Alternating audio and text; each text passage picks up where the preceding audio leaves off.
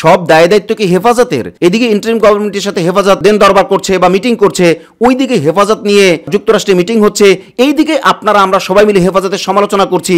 তাহলে হেফাজত যাবে কোথায় আপনি বলুন? এই যে হেফাজত 2013 থেকে এই পর্যন্ত মামলায় জর্জরিত ছিল, বহু নেতারা বিশেষ করে বহু আলেমরা হেফাজতের মামলায় জেল খেটেছেন, নির্যাতনের শিকার হয়েছেন। ওনাদের পাশে কি আমরা দলমত নির্বিশেষে দাঁড়াইতে পেরেছি? আলেমদের জাতীয় ঐক্য হচ্ছে কিনা এইটা নিয়েই এখন আমরা সন্দিহান। জামায়াত ইসলামী সহ ইসলামী আন্দোলন সহ সব ইসলামী দল মিলে যদি একটা জাতীয় ঐক্য করা যায়, তাইলেই ইসলামের পক্ষে একটা ভোটের বিপ্লব ঘটানো সম্ভব। আরে ভাই, এই টুটাফাটা ঐক্য দিয়ে, অর্থাৎ এইভাবে ঐক্য করলে এইটা দিয়ে আপনি তো দেশেরই কোনো সমস্যা সমাধান করতে পারবেন না, দেশেরই কোনো সমস্যার জবাব দিতে পারবেন না, আর আন্তর্জাতিক ব্যাপারে জবাব দিবেন কিভাবে? আসসালামু আলাইকুম ওয়া রাহমাতুল্লাহ। নাহমাদুহু ওয়া নুসাল্লি আলা রাসূলিহিল কারীম, আম্মা বা'দ। সুপ্রিয় দর্শক শ্রোতা, দেশ ও প্রবাসে, কাছে ও দূরে যে যেখান থেকেই আমাদেরকে দেখছেন ও শুনছেন, সকলকে আন্তরিক মোবারকবাদ জানাচ্ছি। আমি ইউসুফ মাহমুদী এবং আপনাদের প্রত্যেককেই আমন্ত্রণ জানাচ্ছি আমাদের আজকের এই বিশেষ ভিডিও বার্তা অনুষ্ঠানে। বন্ধুরা, আজ আমরা কথা বলতে যাচ্ছি, সব দায়িত্ব কি হেফাজতে ইসলামের এবং আলেমদের ঐক্য কি হবেই না? দেখুন, কইলে মায়ে মায়ের খায়, না কইলে বাবায় কান্ডি খায় অথবা ঝুটা খায়। চলুন আমরা মূল আলোচনায় প্রবেশ করি।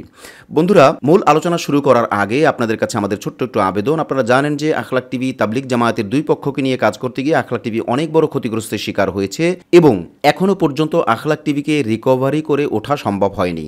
তাই আপনাদের সকলের কাছে আমাদের আবেদন থাকবে যে আপনারা আখলাক টিভির ফেসবুক পেজকে এবং আখলাক টিভির ইউটিউব চ্যানেলকে সার্বিকভাবে সমর্থন দিয়ে আমাদের পাশে থাকবেন এবং আমাদেরকেও আপনাদের পাশেই রাখবেন। বন্ধুরা, আজকে মূলত আমরা যে বিষয়ে কথা বলতে চাচ্ছি অত্যন্ত গুরুত্বপূর্ণ কথা, সেটা হলো সব দায় দায়িত্ব কি হেফাজতের? দেখুন, হেফাজতের বিষয়ে একটু পরে যদি বলি, এর আগে যদি আনুষঙ্গিক বিষয়টা বলে নেই, তাহলে আপনার কাছে বিষয়টা বুঝতে অনেক সহজ হবে। দেখুন, পুরা জাতি তাকিয়ে আছে আলেমদের জাতীয় ঐক্যের দিকে, অথচ আমরা কি দেখতে পাচ্ছি? 3 দল, 4 দল, 2 দল, এইভাবে করে একটু জোট হচ্ছে, হইতেছে, এই একটা ব্যাপার। যেমন আমরা 2-1 দিন যাবৎ দেখতে পাচ্ছি যে জামায়াত ইসলামী ছাড়া ইসলামী আন্দোলন সহ অন্যান্য 3টি দল মিলে মোট 4টি দল একটা ঐক্যবদ্ধ প্ল্যাটফর্ম হতে যাচ্ছে। স্বাভাবিকভাবেই এটা একটা খুশির খবর, কিন্তু দুঃখের খবর হলো জামায়াত ইসলামী ছাড়া কেন? স্বাভাবিকভাবেই প্রশ্ন আসবে যে আপনারা জামায়াতের পক্ষে বলেন কেন? এই যে মানুষের ছোট চিন্তা ভাবনা, এখান থেকে বের হয়ে আসতে হবে। আমরা বলতেছি কিনা সেইটা ভিন্ন ব্যাপার, আপনি মাঠের ব্যাপারটা যাচাই বাছাই করেন। অর্থাৎ জামায়াত ইসলামকে বাদ দিয়ে ইসলামী আন্দোলন সহ অন্যান্য ছোট 3টা দল মিলিয়ে তারা মোট 4টে দল, অর্থাৎ ওই জোটের মধ্যে সবচেয়ে বড় ইসলামী আন্দোলন। তো এই 4টা দল মিলে ঐক্যবদ্ধ হলে এতে ভোটের মাঠে কয়টা সিট তারা পাইতে পারে সম্ভাবনা আছে, এইটা বিবেচনা আপনারা করবেন। কেন আমরা এই কথাগুলো বলছি? দেখেন, জামায়াত ইসলামী একটা বড় ইসলামী দল এবং ঐতিহ্যবাহী পুরনো দল। তাদের সব দিক থেকেই ধনবলে, জনবলে, রাজনৈতিক অভিজ্ঞতায় তারা অনেক অ্যাডভান্স। এখন আখলাক টিভির পক্ষ থেকে আমরা মনে করি যে জামায়াত ইসলামী সহ ইসলামী আন্দোলন সহ সব ইসলামী দল মিলে যদি একটা জাতীয় ঐক্য করা যায়, তাইলেই ইসলামের পক্ষে একটা ভোটের বিপ্লব ঘটানো সম্ভব, আমরা এইটা মনে করি। এখন আমাদের মনে করা কতটুকু শুদ্ধ কতটুকু ভুল এটা বিবেচনা করবেন আপনারা। এখন আসে ওই কথা যে কইলে মায় মায়ের খায়, না কইলে বাবায় ঝুটা খায় অথবা কান্ডি খায় অথবা হারাম খায়, এক এক এলাকায় এক এক রকম বলে।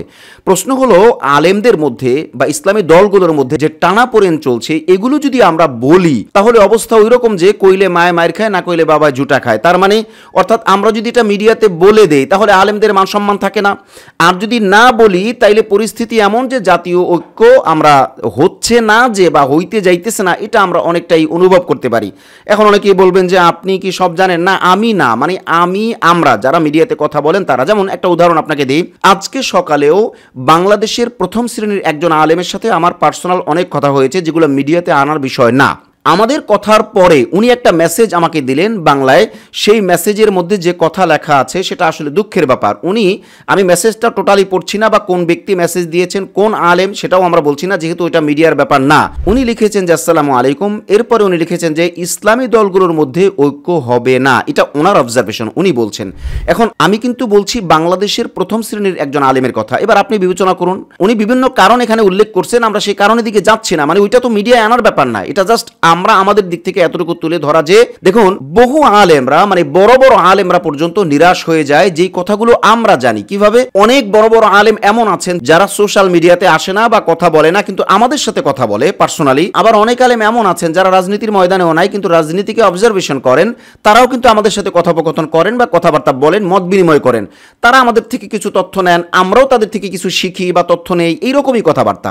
তো এই যে একটা অবস্থা, তার মানে হলো আলেমদের জাতীয় ঐক্য হচ্ছে কি না এইটা নিয়েই এখন আমরা সন্দিহান। যেটা আমরা বারবার বলে আসছি যে দেখুন আমরা তো আশাবাদী সকল আলেম সকল ইসলামী দল মিলিয়ে একটা জাতীয় ঐক্য হবে, কিন্তু আমরা তো সেটা দেখতে পাচ্ছি না। যখন দেখতে পাই না, আরো ভিতরের যখন মাইনাস পয়েন্টের খবরগুলো শুনি বা দেখি তখন খুব কষ্ট লাগে, কিন্তু ওই বিষয়গুলো মিডিয়াতে আনতে চাই না। এখন শিরোনামটার দিকে আমরা একটু ফিরে আসি যে সব দায় দায়িত্ব কি হেফাজতের। দেখুন গতকালকে হেফাজত ইসলামের সাথে প্রধান উপদেষ্টার সাথে বৈঠক হয়েছে। এই বৈঠকের পর অনেকেই অনেক কিছু লিখছেন। দেখুন বাংলাদেশে বিশেষ করে জাতিসংঘ ইস্যু বা ট্রান্সজেন্ডার অথবা এই ধরনের যতগুলো ইস্যু আছে, এই সমস্ত বিষয় নিয়ে সবচেয়ে বেশি যারা লেখালেখি করেন তার মধ্যে একজন হলো মোহাম্মদ সরওয়ার হোসাইন। এই মোহাম্মদ সরওয়ার হোসাইন সাহেব গতকালকে হেফাজতের বৈঠকের পরেই তিনি পোস্ট দিলেন। কি পোস্ট দিলেন? হেফাজতের উপরে তার একটা ক্ষোভের ব্যাপারে তিনি পোস্ট দিলেন যে হেফাজত যে ইন্টারিমের পকেটে বা ম্যানেজড, তার বড় একটি প্রমাণ হচ্ছে মানবাধিকার অফিস বাতিলের দাবি জানায়নি। অথচ উনি জানেন না যে হেফাজত ইসলামের নেতারা গতকালকে ইন্টারিম গভর্নমেন্টের প্রধান উপদেষ্টাকে হেফাজতের নেতারা যথেষ্ট সুন্দরভাবে বলেছেন, কিন্তু ইনি অভিযোগ দিয়ে দিলেন হেফাজতের উপরে। স্বাভাবিকভাবেই প্রশ্ন আসে সব দায় দায়িত্ব কি হেফাজতের? এদিকে দেখুন আরেকটা গুরুত্বপূর্ণ খবর না দেখালেই নয় যে হেফাজত ইসলামের ব্যাপারে যুক্তরাষ্ট্রের প্রতিবেদন, সেখানে বলা হয়েছে যে হেফাজত ইসলামের কার্যক্রম উদ্বেগজনক, সনাতনী আহমদিয়ারা বৈষম্যের শিকার, যুক্তরাষ্ট্রের প্রতিবেদন। এখন আপনারা একটু বিবেচনা করুন যে হেফাজত ইসলামের কার্যক্রম নিয়ে 7 সমুদ্র 13 নদীর ওই পারে বসে অর্থাৎ ইউএসএতে বসে তারা গবেষণা করছে এবং হেফাজতের কাজকে মনিটরিং করছে, আর এখানে বসে আমরা সবাই মনমতো না হলেই হেফাজতকে ধুয়ে দিচ্ছি। দেখুন গতকালকে যিনি পোস্ট করেছেন তিনি কিন্তু গুরুত্বপূর্ণ পার্সন, অর্থাৎ তিনি এ সকল বিষয় নিয়ে লেখালেখি করেন, উম্মার জন্য ফিকির করেন, অর্থাৎ ডক্টর সরওয়ার হোসেন সাহেবের কথা বলছি। তিনি অবশ্যই গুরুত্বপূর্ণ পার্সন, কিন্তু তিনি হেফাজতকে কি বললেন? হেফাজত হলো ইন্টারিম অর্থাৎ এই গভর্নমেন্টের পকেটে এবং হেফাজত ম্যানেজড অর্থাৎ হেফাজতকে ম্যানেজ করা হয়েছে। এখন এদিকে কিন্তু আমরা দেখলাম কি প্রধান উপদেষ্টার সাথে হেফাজত ইসলামের বৈঠকের পরে আল্লামা আজিজুল হক ইসলামাবাদী স্পষ্ট করে সাক্ষাৎকার কিন্তু তিনি দিয়েছেন। এখন এই বিষয়গুলো যদি আমরা বলতে যাই তাহলে অনেকেই হয়তো কষ্ট পাইবেন, কিন্তু এটা বলা দরকার যে আপনারা যেভাবে প্রশ্ন তুলছেন যে হেফাজত কথা বলছে না কেন, আপনার প্রশ্ন যৌক্তিক, কিন্তু হেফাজত তার সাধ্যের বাইরে কিভাবে কাজ করবে এই জবাব কে দেবে? এটাও তো আপনাকে দেখতে হবে, তাই না? কারণ হেফাজত 2013 সালে যেই কার্যক্রম দেখিয়েছে সারা বাংলাদেশ নয় সারা দুনিয়াবাসী খুশি। ওকে ফাইন, এরপরে হেফাজতের কার্যক্রম নিয়ে কিছু প্রশ্ন হয়েছে, এটা তো হতেই পারে। পৃথিবীর প্রায় সব সংগঠন সব ব্যক্তিদেরকে নিয়েই তো কথাবার্তা হয়, তাই না? তো হেফাজতের যে সবটা ভালো আমরা সেটা বলতে যাচ্ছি না। আখলাক টিভির বক্তব্য হলো যে হেফাজত তো একটা সংগঠন, তার তো সীমাবদ্ধতা আছে। হ্যাঁ, আপনি হয়তো দাবি করবেন যে আরো বেশি হইলে ভালো হইতো, সেই দাবি আমাদেরও, কিন্তু হেফাজতের সাধ্যের মধ্যে কতটুকু কুলায়? আবার যদি বলেন যে হেফাজত ব্যক্তিগতভাবে বা সাংগঠনিকভাবে তারা ম্যানেজ করে নিয়েছে, তাহলে তো তারা আল্লাহর দরবারে জবাব দিবে। এমন যদি হয়ে থাকে আল্লাহ মাফ করুন, তাহলে তারা জবাব দিবে। কিন্তু স্বাভাবিকভাবে কমন সেন্স কি বলে? যুক্তরাষ্ট্রে বসে যদি হেফাজতের কার্যক্রম নিয়ে তারা পর্যালোচনা করে এবং সেটার রিপোর্ট আপনি দেখতে পাচ্ছেন, এট দ্য সেম টাইম একই টাইমে এদিকে ইন্টারিম গভর্নমেন্টের সাথে হেফাজত দেন দরবার করছে বা মিটিং করছে, ওইদিকে হেফাজত নিয়ে যুক্তরাষ্ট্রে মিটিং হচ্ছে, এইদিকে আপনারা আমরা সবাই মিলে হেফাজতের সমালোচনা করছি, তাহলে হেফাজত যাবে কোথায় আপনি বলুন? আচ্ছা, এখানে একটা প্রশ্ন না তুললেই নয়। এই যে হেফাজত 2013 থেকে এই পর্যন্ত মামলায় জর্জরিত ছিল, বহু নেতারা বিশেষ করে বহু আলেমরা হেফাজতের মামলায় জেল খেটেছেন, নির্যাতনের শিকার হয়েছেন, ওনাদের পাশে কি আমরা দলমত নির্বিশেষে দাঁড়াইতে পেরেছি? ওনাদের পাশে কি রাষ্ট্র দাঁড়িয়েছে? এই যে একটা বছর প্রায় হয়ে গেল, 11 মাস শেষ, 12 মাস চলমান, এই ইন্টারিম গভর্নমেন্ট বা এই যে 5ই আগস্টের পরে এই পর্যন্ত এত প্রশংসা করা হচ্ছে, দেশের এত কিছু হয়েছে, এই হয়েছে সেই হয়েছে, হেফাজতের পাশে কি রাষ্ট্র দাঁড়াইছে? হেফাজতের বিচার কেন চাইয়া নিতে হবে?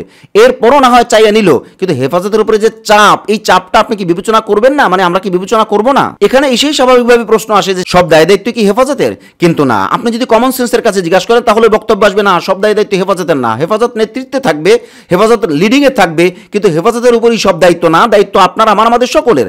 আচ্ছা, এই ব্যাপারে কি ইসলামী দল হইতে শুরু করে জেনারেল দলগুলো অর্থাৎ রাজনৈতিক দল যারা আছেন তাদের কি দায়বদ্ধতা নাই?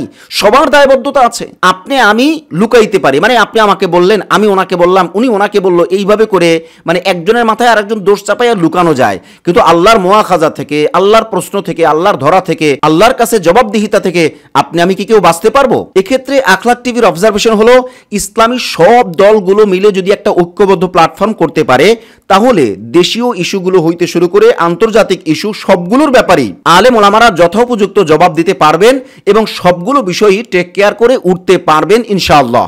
কারণ আল্লাহ পাক বলেছেন, লা ইউকাল্লিফুল্লাহু নাফসান ইল্লা উসআহা। অতএব আল্লাহ পাক যেহেতু মানুষকে সাধ্যের বাইরে কোনো কিছু চাপায় দেয় নাই, অতএব আমরা সবাই ঐক্যবদ্ধ হব, এটা হলো প্রথম কাজ। এইটা হইলে পরে আমরা যতটুকু করতে পারবো বা আমাদের নেতারা বা আলেমরা যতটুকু করতে পারবেন, এটার বাইরে তো আল্লাহ পাকও চাপায় দিবেন না। কিন্তু এইটা না হইলে, অর্থাৎ আমরা ঐক্যবদ্ধ না হইলে, এখানে 2 দল, ওখানে 3 দল, ওখানে 5 দল, আরে ভাই এই টুটাফাটা ঐক্য দিয়ে আপনি তো দেশেরই কোনো সমস্যা সমাধান করতে পারবেন না, দেশেরই কোনো সমস্যার জবাব দিতে পারবেন না, আর আন্তর্জাতিক ব্যাপারে জবাব দিবেন কিভাবে? এটা তো কল্পনাই করা যায় না, তাই না? আর যদি আপনি ঐক্যবদ্ধ হইতে পারেন, তাহলে দেশীয় ইস্যুগুলোকে আপনি জবাব দিতে পারবেন, আবার আন্তর্জাতিক ইস্যুগুলোকেও আপনি জবাব দিতে পারবেন। তখন শুধুমাত্র এককভাবে হেফাজত ইসলামের উপরে দায় যাবে না, আমরা সবাই মিলে একসাথে কাজ করব, তখনই আল্লাহ পাক এর মধ্যে বারাকাত দিবেন ইনশাআল্লাহ। আমাদের এই আলোচনা কাউকে ছোট করা বা কাউকে বড় করার উদ্দেশ্য নয়। আমাদের মূল উদ্দেশ্য হলো, দেশটাকে গড়তে হলে ঐক্যবদ্ধের বিকল্প নাই। আর ইসলাম ক্ষমতায় নিতে চাইলে, মানুষের অধিকার আদায় করতে চাইলে, মানুষকে শান্তি দিতে চাইলে, কোরআন শান্তি দিতে চাইলে, সকল আলেমদের, সকল ইসলামী দলের জাতীয় ঐক্যের কোনো বিকল্প নাই। এটাই ফাইনাল কথা। এর বাইরে কিছু আমরা দেখতে চাই না, বা দেখলেও কোনো ফল হবে বলে আমরা অন্তত আমাদের অবজারভেশনে মনে করি না। বন্ধুরা, আজ তাহলে এই পর্যন্তই। দেখা হচ্ছে পরবর্তী কোনো লাইভে অথবা পরবর্তী কোনো ভিডিও বার্তায় ইনশাআল্লাহ। আসসালামু আলাইকুম ওয়া রাহমাতুল্লাহি ওয়া বারাকাতুহু।